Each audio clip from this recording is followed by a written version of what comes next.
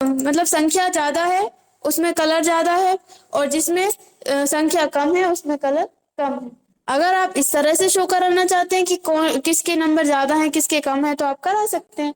अब आप अलग अलग यहाँ से फॉर्मेटिंग ले सकते हैं। देखिए आ रहा है समझ में? ठीक है। अब जैसे कि हमने इसको ले लिया है, अगर हम बाद में इसका चेंज करते हैं, जैसे कि यहाँ पर ये लिखा है 63, बाद में हमने इसको 30 कर दिया, तो ये देखो कम हो गया। बाद में भी ये चीज अप्लाई होती है। इसी तरह से यहाँ पर ये अपन ने क्या पता ये कितना अपन ने सेलेक्ट किया, तो जैसे कि ये है 79 है, इसको हमने यहाँ से 60 कर दिया, एंटर कर रहा है, तो ये देखो 60 वाले दोनों हाईलाइट करते हैं, क्योंकि उसको वो जो एवरेज दिख रहा है उसके अकॉर्डिंग उसने ले लिया। अगर आप यहाँ से और भी कम कर देते हैं, ये देखो उसको उसने हाईलाइट था पहले, अब हाईलाइट हटा दिया, तो इस तरह से उसको कम ज्यादा अगर बाद में आप करते हो, अगर आपने कोई रूल्स अप्लाई किए हैं तो यहाँ से वो हट जाता। आया समझ में? कर लेंगे। फिर इसके बाद हम ये वाला सिलेक्ट करें। अब इसका कहाँ पर यूज करते हैं, अपन मार्कशीट बनाएंगे तब हम आपको इसका यूज करके दिखाएंगे। ठीक है। कलर स्केच आ गया समझ में? ये डाटा बार से क्या होगा, आपको कोई कलर दिखता है, कोई भी इनमें से आप एक कलर ले सकते हैं।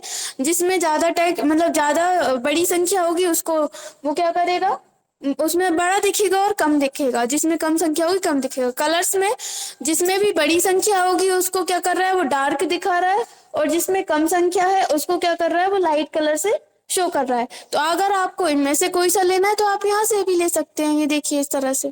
ठीक है। जैसे कि अब वो उसके ऊपर डिपेंड करता है, आपके ऊपर डिपेंड करता है। जैसे कि आपने ये वाला सिलेक्ट किया तो इसमें क्या कर रहा है, वो जो जिस भी संख्या जिसका भी नंबर कम है क्या कर रहा है, उसको हाईलाइट कर रहा है, मतलब डार्क कलर में दिखा रहा है, और जिसके नंबर ज्यादा है उनको लाइट कलर में दिखा रहा है। जैसे कि 78 है, बहुत ज्यादा है, मतलब सबसे ज्यादा है, तो उसको सबसे ज्यादा लाइट कलर में दिखा रहा है। अगर आप यहाँ से कोई अदर सेलेक्ट करेंगे तो ये देखिए इसमें क्या कर रहा है, सबसे ज्यादा जिसके नंबर है उसको रेड कलर में दिखा रहा है, और जिसके सबसे कम है उसको कैसा दिखा रहा है, 41 सबसे कम है तो उसको देखिए लाइट दिखा रहा है। अब जैसे कि यहाँ पर लिखा है 53, 59, इसको हमने कर दिया 30, तो देखिए अब सबसे लाइट किसको दिखा रहा है, 30 को।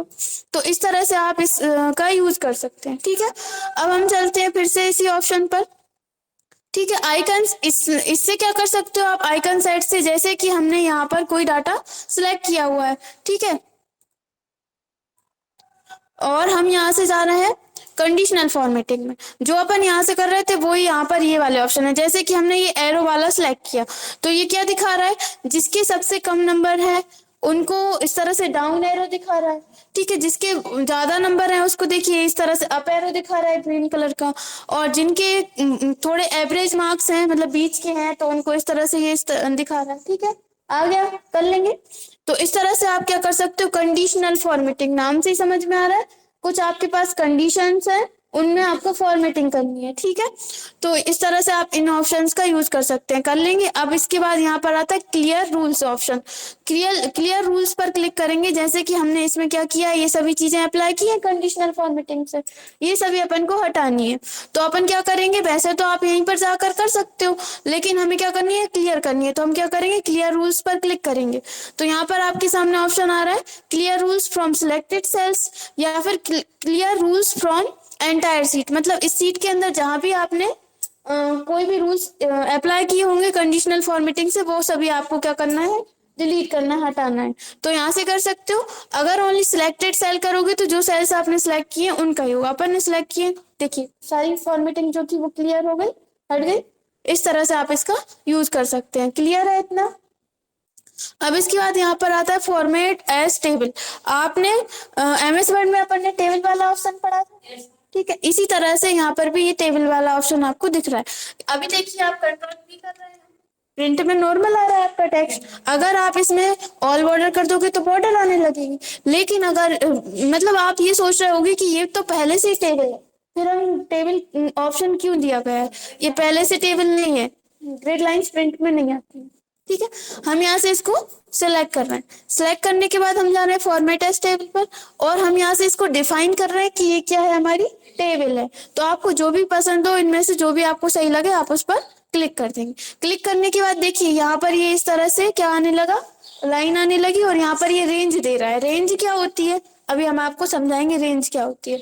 अभी आप यहाँ पर देख रहे हैं क्या लिखा हुआ है, एक डॉलर का साइन बना है, मतलब एस टाइप का बना है, उसके बाद क्या लिखा है, डी। यहाँ पर क्या सेल है, डी है। और इसका सेल एड्रेस क्या है स्टार्टिंग का, कहाँ से स्टार्ट हुई अपनी टेबल, D4 से स्टार्ट हुई है। और इसका सेल एड्रेस क्या बता रहा है, D4। ठीक है, एंड कहाँ पर हुई है, आई है। और लास्ट में इसमें इसका सेल एड्रेस क्या है, 11, I11 है। तो यहाँ पर क्या शो कर रहा है, I11, मतलब उसने पूरी क्या करी है, उसकी रेंज सेलेक्ट कर ली है। अब हम आपको आगे समझाएंगे रेंज क्या होती है। हम यहाँ पर ओके कर देंगे, जो भी आपने यहाँ से सिलेक्ट करी की थी टेबल, उसके अकॉर्डिंग यहाँ पर आपको इस तरह से टेबल दे देगा वो। अब आप देखेंगे कि जब आप यहाँ से कोई टेबल ले लेते हैं तो यहाँ पर एक टैब बढ़ जाता है डिजाइन, जैसा कि अपन ने MS वर्ड में पढ़ा था। ठीक है, अब डिजाइन टैब से आप यहाँ से फॉर्मेटिंग कर सकते हैं, वो अपन आगे पढ़ेंगे इंसर्ट टैब में। अभी हम आपको नॉर्मली ऐसे ही बता देते हैं। फॉर्मेट एज टेबल पे जा रहे हैं, अगर आपको टेबल की जो है डिजाइन बदलनी है, आप यहाँ से डिजाइन बदल सकते हैं। ठीक है, जैसी भी आपको लेनी है, जैसे कि हम ये वाली ले लेते हैं। ठीक है, और भी अगर आपको चेंज करनी है, चेंज कर सकते हैं। ठीक है, इस तरह से आप यहाँ पर टेबल इंसर्ट करा सकते हैं। अब देखिए, हम कंट्रोल के साथ P दबा, जो अपन ने टेबल फॉर्मेट में लिया था यहाँ पर शो कर रहा है। ठीक है, इस तरह से।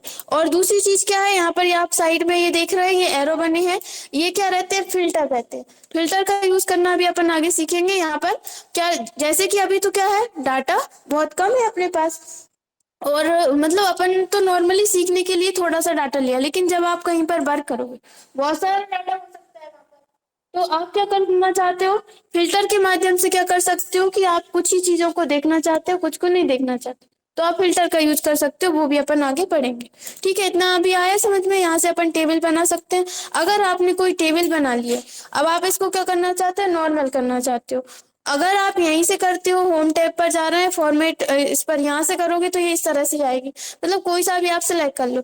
लेकिन हमें क्या करना है, इसको टेबल नहीं चाहिए, नॉर्मल बनाना है, तो आप जाओगे डिजाइन पर, यहाँ पर ऑप्शन आता है कन्वर्ट टू रेंज, इस पर आप क्लिक कर दोगे और यहाँ से यस कर दोगे, तो ये जो आपकी टेबल है वो रेंज में कन्वर्ट हो गई। अब देखिए, यहाँ पर ऑप्शन नहीं आ रहा डिजाइन का, और ये जो टेबल है वो नॉर्मल हो गई। अगर आप इसका जो हेडिंग वगैरह है वो हटाना चाहते हो, तो आप क्या करोगे, यहाँ से जाकर इसको नो बॉर्डर कर दो, तो इसकी जो बॉर्डर है वो हट गई है। सेल इसलिए दे दिया क्योंकि अपने ये कॉलम्स थे। इसको भी अपन आगे सीखेंगे कैसे आप इंसर्ट कर सकते हो, डिलीट कर सकते हो। ठीक है, आया इतना समझ में, इतने में कोई डाउट है? अब इसके बाद यहाँ पर है अगला सेल स्टाइल। सेल स्टाइल की ड्रॉप डाउन एरो पर आप क्लिक करेंगे तो आप देखेंगे आपके सामने इस तरह से अलग अलग टाइप की सेल डिजाइन आएंगी। तो जैसे कि आप यहाँ पर, आपकी कोई टेबल है, उसमें आप किसी एक ऐसा सेल है, जैसे कि हम यहाँ पर लिख ही देते हैं, ये क्या है अपने परसेंट है, तो हमने यहाँ पर इतना ही लिख देते हैं PER। ठीक है, हम यहाँ पर और भी लिस्ट ले लेते हैं।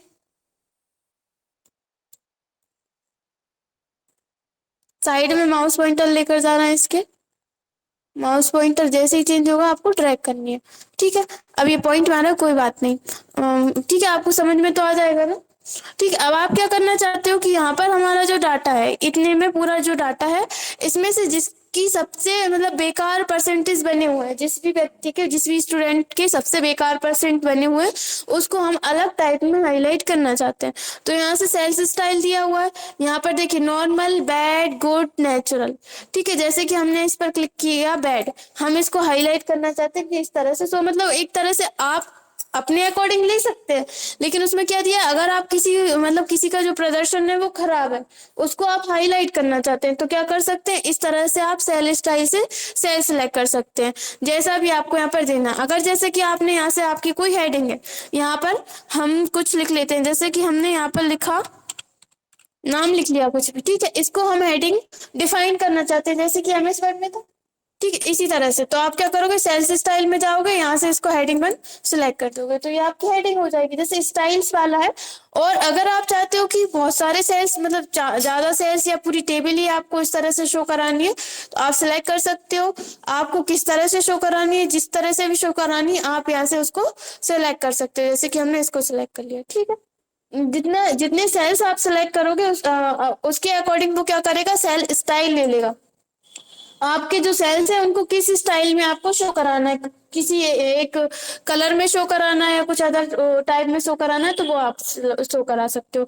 जैसे कि MS वर्ड में अपन को दिया था स्टाइल ग्रुप में, स्टाइल कुछ बनी हुई रहती है, वहां पर आप क्या करते हो, वहां से सिलेक्ट करके हेडिंग वगैरह बनी रहती है।